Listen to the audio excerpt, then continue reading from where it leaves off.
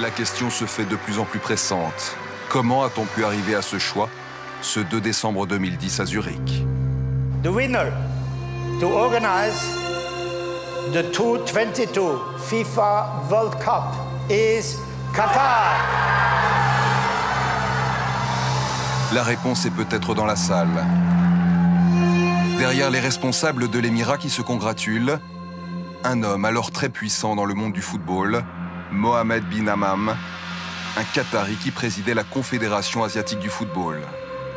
Selon une enquête du Sunday Times, il aurait distribué 5 millions de dollars pour soutenir l'action du Bid Committee, le comité de candidature du Qatar. On parle de Qatargate, à raison ou à tort?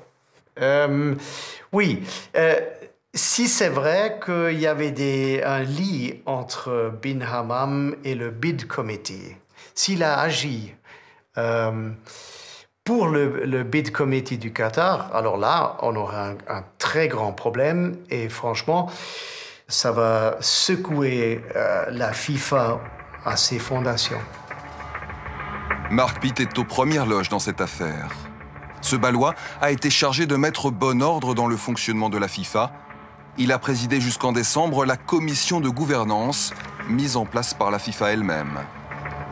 Nous lui avons soumis des documents étonnants que nous nous sommes procurés.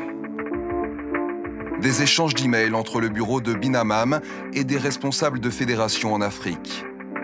Dans l'un d'eux, il communique avec Kalusha Bwalaya, président de la fédération zambienne. En octobre 2009, Bwalaya écrit à bin Hammam « S'il vous plaît, virez-moi 50 000 dollars pour ma fédération et pour mes besoins personnels. » Il indique où l'argent doit être viré, sur son compte personnel. 5 semaines plus tard, réponse du secrétaire de bin Hammam. Meilleure salutation de M. bin Hammam, veuillez trouver 6 juin le reçu du virement de 50 000 dollars sur votre compte. Dans d'autres documents, on trouve le président de la fédération togolaise qui obtient 22 000 dollars de M. bin Hammam pour un pèlerinage à la Mecque. Et cette invitation de bin Hammam à 39 fonctionnaires du football africain pour un week-end en Malaisie.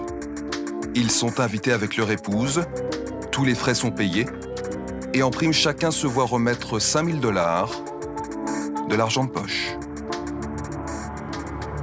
Pour moi, ça démontre l'attitude. C'est le style, l'attitude qu'on avait dans cette organisation dans le temps avant 2011. Vous pensez que ça a changé depuis?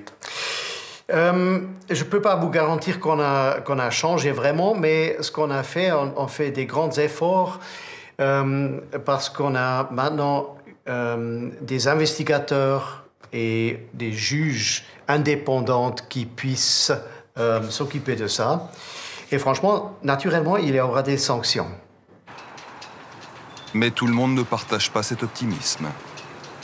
Nous sommes allés à Annapolis, sur la côte est américaine, pour retrouver un autre membre de cette commission. Alexandra Raggi siégeait avec Mark Pitt pour rendre la FIFA plus transparente, mais elle a claqué la porte. Elle ne voulait pas servir d'alibi. Dès la moitié de mon mandat dans cette commission, il est devenu clair que l'engagement à une réforme réelle et fondamentale à la FIFA n'était pas aussi sincère que je l'avais espéré. Au début, lorsqu'on nous a demandé de faire ça, c'était un moment très excitant. On a pensé qu'on allait pouvoir apporter de bonnes pratiques à la FIFA, que c'était le but et qu'on serait les bienvenus. Mais avec le temps, on a déchanté. Un grand nombre de nos recommandations ont été rejetées, soit complètement, soit en nous faisant comprendre qu'on voulait faire trop et trop vite. Je ne voulais pas faire partie de quelque chose qui ne serait pas approfondi et significatif. Alexandra Raggi ne croit pas en cette justice interne à la FIFA. En revanche, elle affirme que c'est à la Suisse d'agir. La Suisse où la FIFA a son siège et dont c'est la responsabilité de ne pas laisser dysfonctionner cette institution au chiffre d'affaires qui dépasse le milliard. Il y a seulement 2 options si la FIFA n'améliore pas son mode de gouvernance d'elle-même. Les 2 seuls à même de faire pression sont les autorités suisses et les sponsors. Je ne sais pas qui sera le plus puissant et je ne sais pas qui va agir en premier. Et j'aimerais voir les autorités suisses le faire. Pour l'instant, ce sont les sponsors qui sont les plus actifs. La Suisse se tait, mais des marques comme Hyundai, Sony ou Budweiser ont exprimé leur inquiétude, leur souci de voir une FIFA plus propre, une fédération plus transparente face au pouvoir de l'argent.